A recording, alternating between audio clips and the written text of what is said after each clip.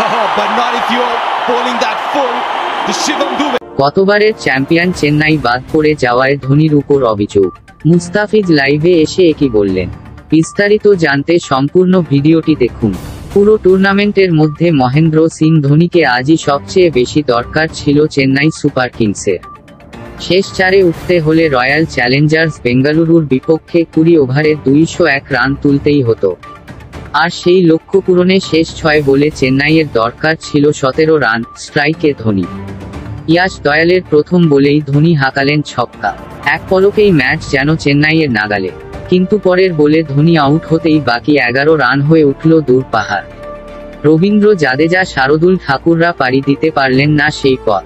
League পর্বেই বিদায় নিশ্চিত হয়ে গেল গতবারের চ্যাম্পিয়নদের। চেন্নাইকে বিদায় করে শেষ 4-এর টিকিট কেটেছে বেঙ্গালুরু। প্রথম 8 ম্যাচের 7টিতে হেরে বসা বিরাট কোহলির দল প্লে অফে ওঠার পথে জিতেছে টানা 6 ম্যাচ। তবে চেন্নাই বাদ হওয়ার কারণ নাকি মহেন্দ্র সিং ধোনি, এমনই বলছে চেন্নাই ম্যানেজমেন্ট। তবে এবার এই নিয়ে মুখ খুললেন বাংলাদেশি তারকা মুস্তাফিজুর রহমান। তিনি বলেন, ধোনি ভাই তার সর্বোচ্চ দিয়ে চেষ্টা করেছিলেন।